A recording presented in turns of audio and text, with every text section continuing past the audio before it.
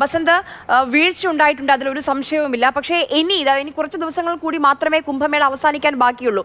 സ്വാഭാവികമായും ഒരുപക്ഷെ തിരക്ക് കൂടാനാണ് സാധ്യത. അപ്പോൾ അതുമായി ബന്ധപ്പെട്ട തിരക്ക് നിയന്ത്രിക്കാൻ, അതുമായി ബന്ധപ്പെട്ട ക്രമീകരണങ്ങൾ ഏത് രീതിയിലാണ് ഇനിയുള്ളത്? കൂടുതൽ ട്രെയിനുകൾ അനുവദിക്കുന്നുണ്ടോ?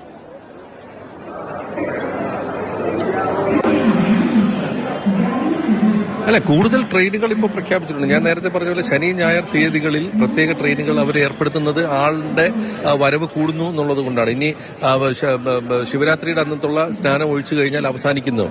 ശിവരാത്രിക്ക് മുമ്പ് വരുന്നത് ഈ 2 ദിവസമാണ്, ശനിയും ഞായറുമാണ്. 22, 23 തീയതികളിൽ അവിടെ വലിയ തോതിൽ ആളുണ്ടാവും, അല്ലെങ്കിൽ ജനക്കൂട്ടം ഉണ്ടാകുമെന്ന് അറിയാം. പക്ഷേ ഇപ്പോൾ അവിടെ ക്രൗഡ് മാനേജ്മെന്റ് പ്രധാനമായി ഇപ്പോൾ ചെയ്തിരിക്കുന്നത് ഈ ആൾക്കാരുടെ ഒരു സൈഡിലൂടെ അകത്തോട്ട് കയറുകയാണെങ്കിൽ ആ വഴി കൂടെ തന്നെ തിരിച്ചുവിടുന്നില്ല, മറുഭാഗത്തൂടെ കൊണ്ടുപോകുക എന്നുള്ളതാണ്. മാത്രമല്ല VIP-കളുടെ കാര്യത്തിൽ, അതായത് രാഷ്ട്രപതി വരെ വന്നു കഴിഞ്ഞ ശേഷം VIP-കൾ കുറയുമെന്നുള്ളൊരു പ്രതീക്ഷ ഉണ്ടായിരുന്നു. പക്ഷെ അതിനുശേഷം ഇപ്പോൾ MP-മാരടക്കമുള്ളവർ അവിടെ എത്തുന്നുണ്ട്. അതായത് ലോക്സഭാ സ്പീക്കർ കഴിഞ്ഞ ദിവസം ഉണ്ടായിരുന്നു, MP-മാരൊക്കെ തന്നെ അവിടെ എത്തുന്നു. മറ്റ് സംസ്ഥാനങ്ങളിൽ നിന്നുള്ള മുഖ്യമന്ത്രിമാർ എത്തുന്നു. മഹാരാഷ്ട്ര മുഖ്യമന്ത്രി ഇന്നലെ എത്തി. അപ്പോൾ ആ തരത്തിലുള്ള ഒരു വലിയ VIP മൂവ്മെന്റ് നടക്കുന്ന ഒരു സാഹചര്യത്തിൽ ഇപ്പോൾ അവർ ചെയ്തിരിക്കുന്നത് നേരെ ഈ മുഖ്യമന്ത്രിമാരടക്കമുള്ള VIP-കളെ ത്രിവേണി സംഗമത്തിലേക്ക് നേരെ കൊണ്ടുപോകുന്നില്ല, പകരം അറയിൽ ഘാട്ടിലേക്ക് കൊണ്ടുപോകുന്നു. അതായത് നേരത്തെ പ്രധാനമന്ത്രി നരേന്ദ്രമോദി ആദ്യം എത്തിയത് അറയിൽ ഘാട്ടിലാണ്. അവിടെ നിന്ന് ബോട്ടിൽ ത്രിവേണി സംഗമത്തിലേക്ക് കൊണ്ടുപോകുന്ന ഒരു സംവിധാനമാണ് ഇപ്പോൾ ഉത്തർപ്രദേശ് സർക്കാർ ഒരുക്കിയിരിക്കുന്നത്.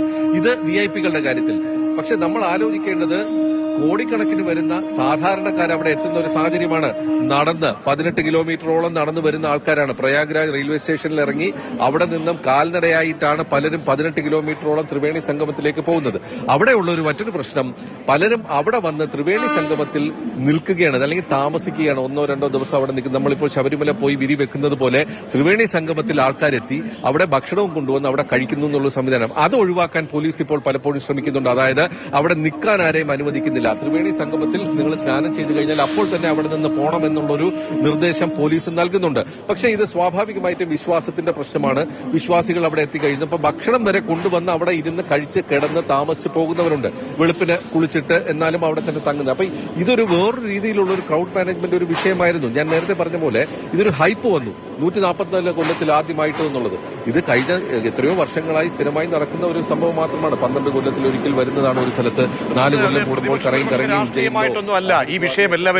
എല്ലാവരും സ്വാഭാവികമായും ഉയരും. കാരണം ഇത്രയും ജീവനുകൾ, നേരത്തെ നമ്മൾ പറഞ്ഞതുപോലെ തന്നെ VIP-കൾക്ക് കൊടുക്കുന്ന പരിഗണന ബസന്ത് സൂചിപ്പിച്ചതുപോലെ തന്നെ അത് സാധാരണക്കാരെ സംബന്ധിച്ചോളം ഇക്കാര്യങ്ങളൊക്കെ അറിയാം. എല്ലാ സംവിധാനങ്ങളുമുണ്ട്, രാജ്യതലസ്ഥാനമാണ്, ഉൾഗ്രാമമോ മറ്റോ എങ്ങുമല്ല.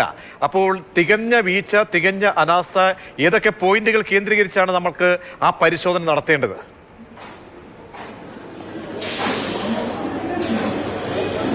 അല്ലെ, പ്രധാനമായി ഈ റെയിൽവേയുടെ ഭാഗത്തു നിന്ന് ഉണ്ടായിട്ടുള്ള ഒരു വീഴ്ച എന്ന് വേണമെങ്കിൽ പറയാം, അല്ലെങ്കിൽ അവരുടെ ഒരു പരിമിതി എന്ന് വേണമെന്ന് പറയാം. ഞാൻ വീഴ്ച എന്നുള്ളൊരു വാക്ക് വളരെ കൂടുതലാണെങ്കിൽ പരിമിതി ഉണ്ടാക്കാം. കാരണം നമ്മളിപ്പോൾ കണ്ടിട്ടുള്ളത് പല സംസ്ഥാനങ്ങളിൽ നിന്നും പ്രയാഗ്രാജിലേക്ക് അല്ലെങ്കിൽ അലഹബാദ് വഴി കടന്നു പോകുന്ന എല്ലാ തീവണ്ടികളിലും പല റെയിൽവേ സ്റ്റേഷനുകളിലും, അത് വലുതെന്നോ ചെറുതെന്നോ ഇല്ല, അവിടെയൊക്കെ തന്നെ ഈ പറയുന്ന വിശ്വാസികൾ അല്ലെങ്കിൽ കുംഭമേളയ്ക്ക് പോകുന്നവരൊക്കെ തന്നെ ഈ ട്രെയിനുകൾക്ക് അകത്ത് കയറാൻ പാടുപെടുന്നു എന്നുള്ളതാണ്. അത് നടക്കാത്തൊരു സാഹചര്യത്തിൽ ട്രെയിനുകൾക്ക് നേരെ ആക്രമണം നടക്കുന്നു. AC കോച്ചുകളുടെ ജനാല ചില്ലുകൾ ചവിട്ടിപ്പൊളിക്കുന്നു. മാത്രമല്ല ഇത് ഡോറ് തുറക്കാത്ത ആൾക്കാർക്ക് നേരെ ആക്രമണം നടത്തുന്ന ഈ ദൃശ്യങ്ങളൊക്കെ തന്നെ കഴിഞ്ഞ ഏതാനും ദിവസങ്ങളായി സാമൂഹ്യ മാധ്യമങ്ങളിൽ പ്രചരിക്കുന്നുണ്ട്. അപ്പോൾ ഇത് എങ്ങനെ, അപ്പോൾ ഈ റെയിൽവേക്ക് കൂടുതൽ ട്രെയിനുകൾ ഓടിക്കാൻ കൂടുതൽ ട്രെയിനുകൾ വേണം, റേക്കുകൾ വേണം, എഞ്ചിനുകൾ വേണം. ഇതിനുള്ള പരിമിതമായ സംവിധാനങ്ങൾ മാത്രമേ പല സോണുകളിലുമുള്ളൂ. പക്ഷെ ഡൽഹി പോലൊരു സ്ഥലത്ത്, ന്യൂഡൽഹി എന്ന് പറയുന്ന തലസ്ഥാനത്ത് വേണമെങ്കിൽ റെയിൽവേക്ക് ഈ വലിയൊരു സംവിധാനം ഇന്നലെ രാത്രി തന്നെ ഒരുക്കാമായിരുന്നു. ഈ നേരത്തെ അർജുൻ പറഞ്ഞ പോലെ 3 ട്രെയിനുകൾ വിവിധ സ്ഥലങ്ങളിൽ നിന്നും പ്രയാഗ്രാജ് വഴി പോകുന്നതാണ്. ഈ ട്രെയിനുകളിലേക്കൊക്കെ ജനറൽ ടിക്കറ്റ് എടുത്തവര് അതാത് പ്ലാറ്റ്ഫോമുകൾ നിൽക്കുമ്പോഴാണ് പെട്ടെന്ന് 14ാമത്തെ പ്ലാറ്റ്ഫോമിലേക്ക് പ്രയാഗ്രാജിലേക്ക് മാത്രമായി ഒരു എക്സ്പ്രസ് ട്രെയിൻ അനൗൺസ് ചെയ്യുമ്പോൾ സ്വാഭാവികമായിട്ടും ഇവരെല്ലാവരും കുത്തി ഒലിച്ചിങ്ങ് വന്നു. അതായത് തിക്കും തിരക്കും വലിയ ഭീകരമായി. ഇതാണ് ഒരുപക്ഷെ ഒരു അപകടത്തിന് വഴിവെച്ചത്. ഇല്ലെങ്കിൽ അത്തരത്തിലൊരു ട്രെയിൻ അനൗൺസ് ചെയ്ത് ആൾക്കാരെ ക്ഷണിക്കുന്നതിന് തൊട്ട് മുമ്പ് ഈ പറയുന്ന ഒരു മാനേജ്മെന്റ് സംവിധാനം, ഒരു ക്രൗഡ് മാനേജ്മെന്റ് സംവിധാനം